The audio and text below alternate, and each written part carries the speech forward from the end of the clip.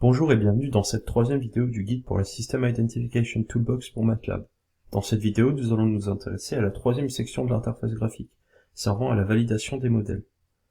Après avoir créé mon ou mes modèles, je peux accéder aux différents outils de validation du modèle en bas à droite de la fenêtre, donc ici. Vous remarquerez que j'ai créé déjà quelques modèles en avance. Il est important d'avoir glissé un set de données différentes de celui utilisé pour le calcul du modèle, mais provenant tout de même du même système dans le cadre de validation, ici. Cela peut être fait par exemple en divisant un ensemble de données originales en deux, comme je l'ai fait avec StimCalc et StimVal, qui sont respectivement la première et seconde moitié de mon enregistrement original Stim. Pour ouvrir un outil, il suffit de cliquer sur ce dernier et cliquer sur les modèles à valider pour les ajouter dans l'outil. Un modèle sera inclus dans un outil si jamais son graphe est surligné dans le dépôt. Le tout premier outil, et également le plus important de tous, c'est Model Output. Il permet de visualiser la sortie simulée en fonction des entrées fournies par la donnée de validation et les compare aux sorties réelles pour créer un taux de fiabilité fitrate qui est affiché à droite. Donc voici le fitrate pour mon modèle à MX2222 qui est un modèle Armax. Plus ce fitrate est haut, plus il est performant. En général, je considère qu'un fitrate aux alentours de 70 à 80% est bon, mais une valeur supérieure est encore mieux.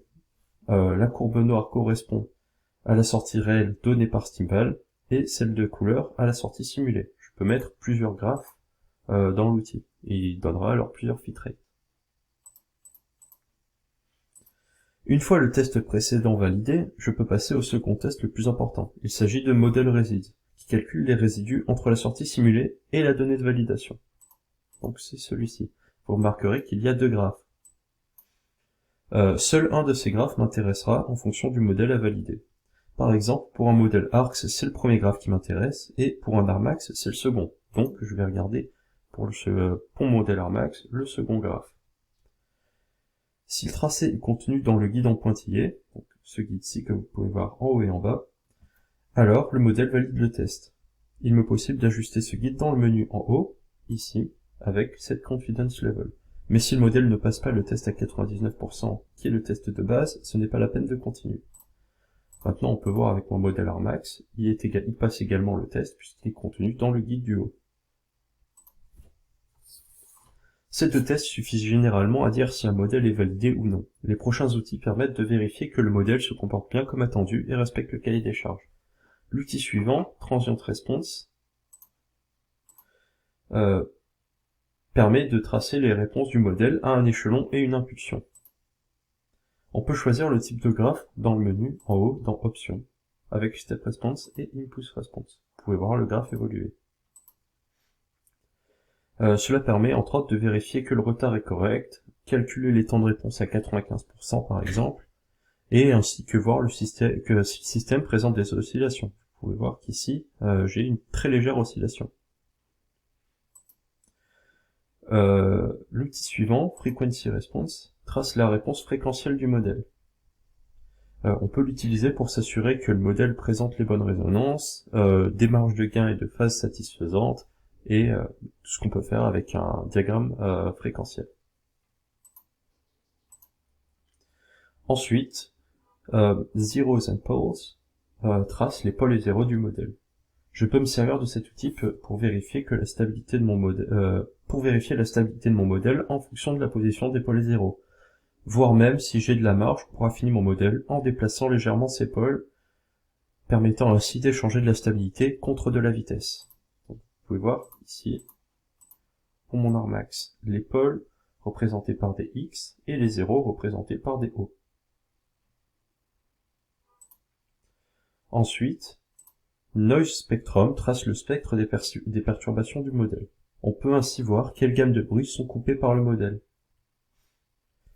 En fonction de la forme du modèle, le spectre affiché n'est pas le même, il faut donc faire attention lors de l'interprétation. Plus de détails sur cela dans le PDF. Vous pouvez également changer la sortie, comme dans tous les graphes. On peut voir ici que les bruits de cet ordre-ci sont légèrement moins atténués que le reste. Donc pour environ 3 radians par seconde.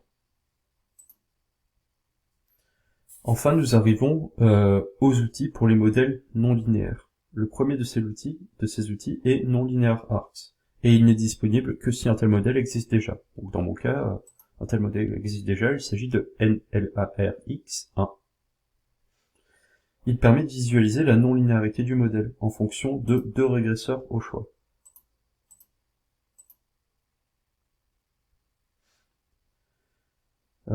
Donc, le reste des régresseurs prennent une valeur fixe qu'il est possible de définir dans cette fenêtre, ici.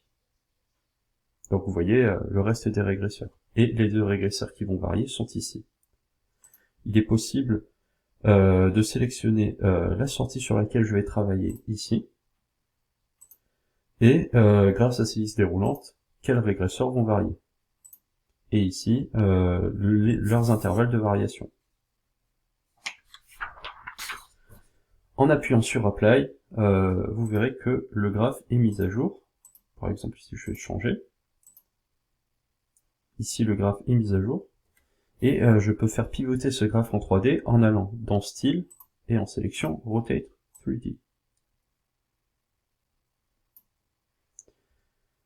Le second outil non linéaire est Hammerstein Winner, qui n'est également disponible que si un modèle de type Hammerstein Winner a été déjà créé. C'est le cas ici avec NLHW1. Il permet de visualiser les différents composants formant un modèle de type Hammerstein Winner, à savoir la non-linéarité à l'entrée, la non-linéarité à la sortie et le bloc linéaire. Je peux choisir quoi visualiser en cliquant sur l'élément correspondant dans le schéma. Le graphe en dessous est alors mis à jour. Là ici, je suis en train de visualiser la non-linéarité à l'entrée, ici la non-linéarité à la sortie, et ici le bloc linéaire. Donc pour les graphes de non-linéarité, je dois choisir sur quel canal je vais visualiser la non-linéarité grâce à cette liste déroulante.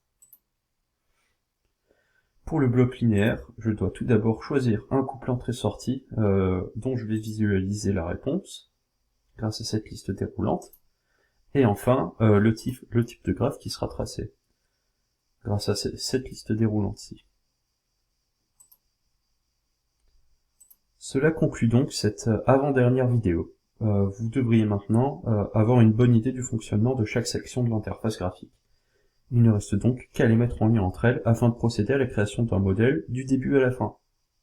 Afin d'illustrer un tel processus, je réaliserai l'élaboration d'un modèle simple, du chargement des données à la validation de ce modèle, dans la prochaine vidéo, ce qui conclura les vidéos pour le guide. Je vous donne donc rendez-vous dans la prochaine vidéo si vous souhaitez voir un tel exemple basique d'un tel processus. Merci de votre attention.